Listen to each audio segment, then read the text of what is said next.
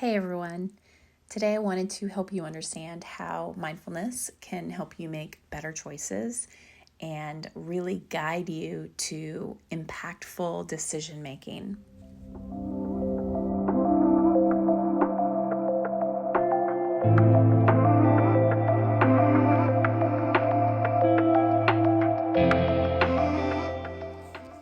So today we're talking about how mindfulness can help you make better life choices.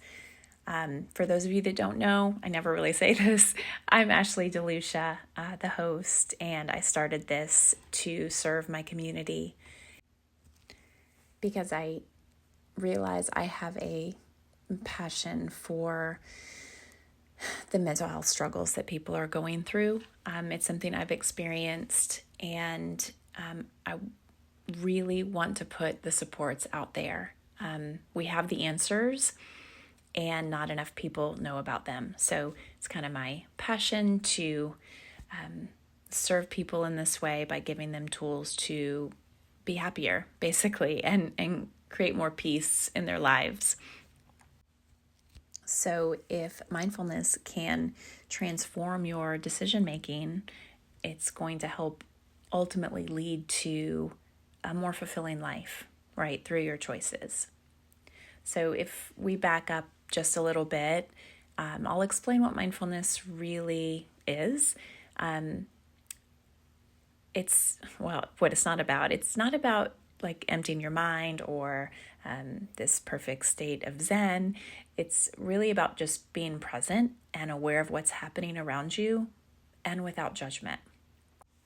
Another big piece of mindfulness that I tie in is accepting, and it's acceptance of what is, right? So you have present moment awareness, non-judgment, observation, and just accepting what's happening in the moment.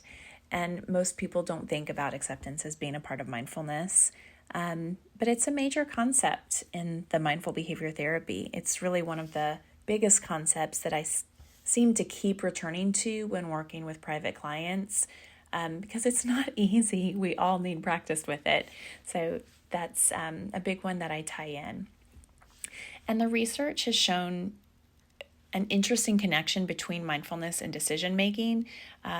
It's actually pretty fascinating. When we practice mindfulness, we're strengthening the prefrontal cortex, which is the part of our brain responsible for the executive functioning and decision making. And I explain this to my clients, to my groups. That's our thinking mind, and mindfulness can help us access it, right? By getting us in the present moment, we're aware that we're either in control or not in control.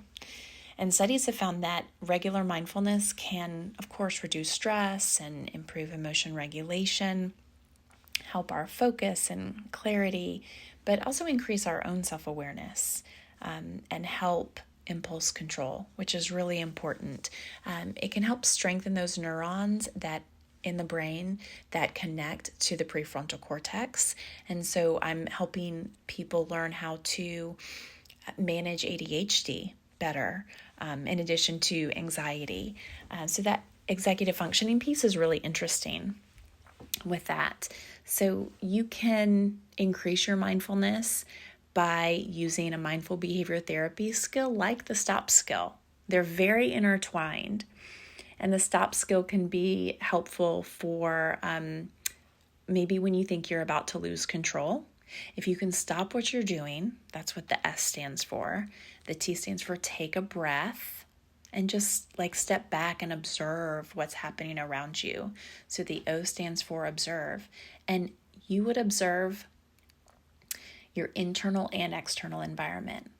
So yes, what's happening around you, maybe find an object to describe or name to ground you in the present moment and lessen your anxiety, but then also observe your feelings, your emotions, your thoughts. What are the quality of your thoughts?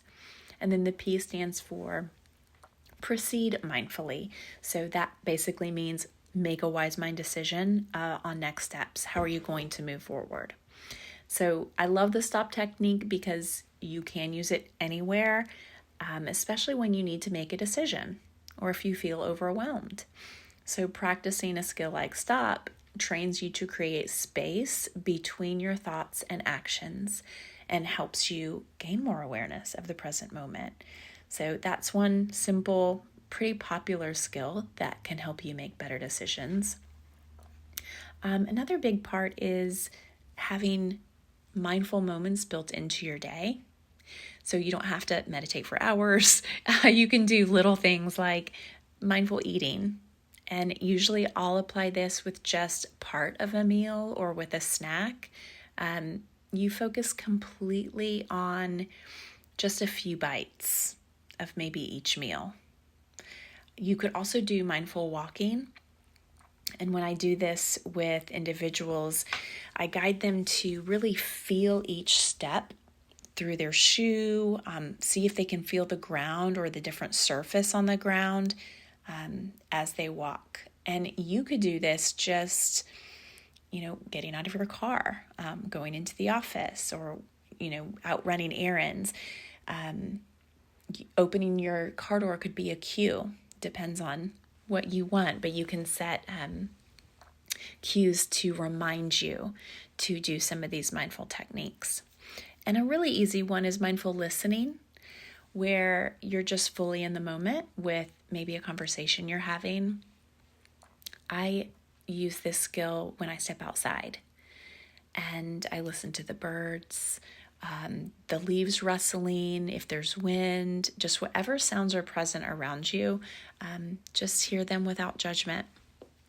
You could also do a quick body scan periodically if you want throughout the day, just to notice any sensations in your body, any pain. Are you hungry? Are you thirsty? Simple things like that. Another mindfulness skill that can help you make better decisions is called the decision-making pause. And so if you have a significant decision to make,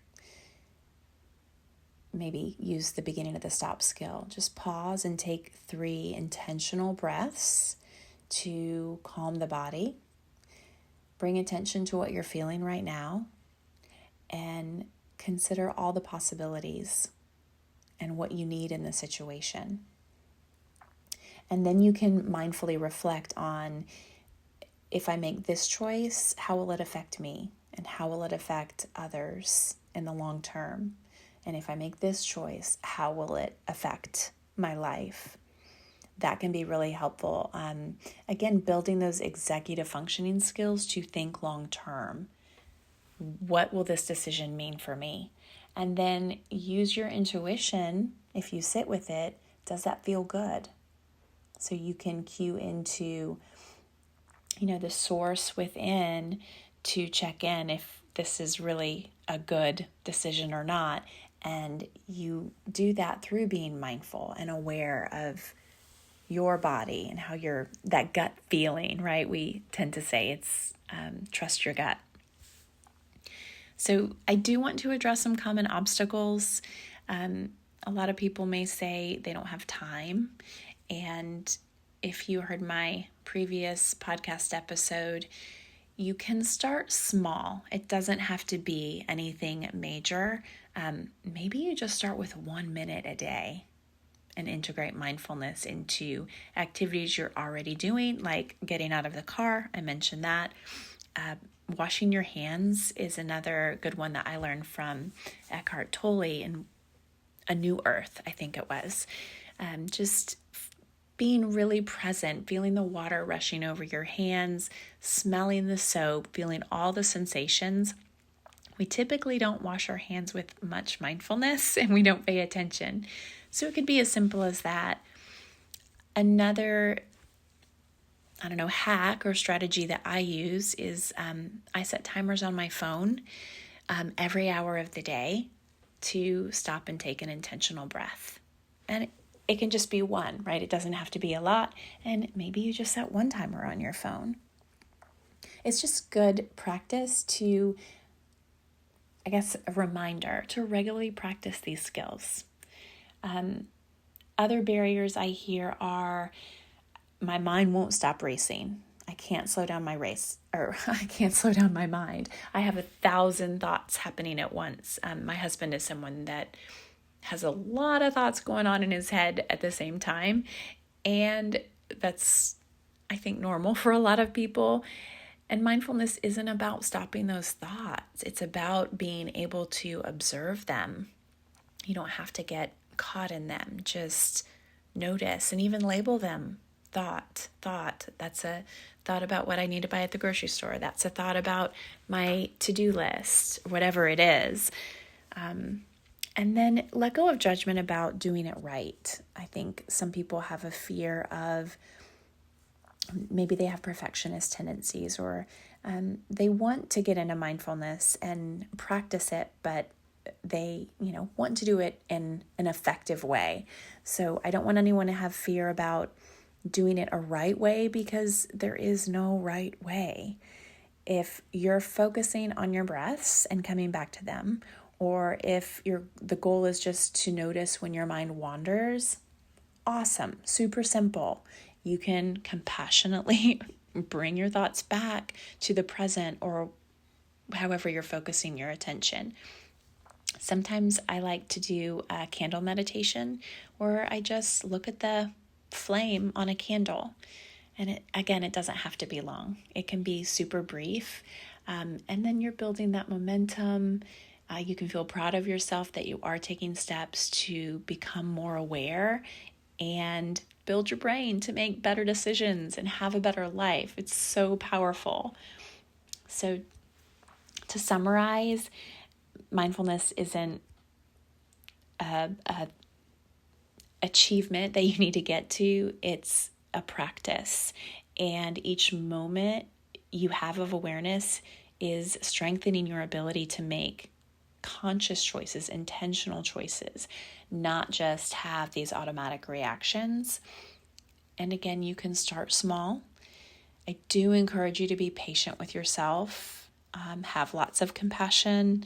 Notice how even tiny moments of mindfulness can lead to better decisions, or even just a more intentional life. I think that's really the point of everything I wanted to share with you today. So as your aligned action, or your call to action, if you guys are willing to try this, the week that you hear this, maybe you try the stop technique just once. Maybe you take an intentional breath just a few times throughout your day. Notice what changes when you train yourself to pause before you make a decision and before you act. And then I would love to hear from people, if they try this, what your experience is. So I hope this served. Cope well, everyone.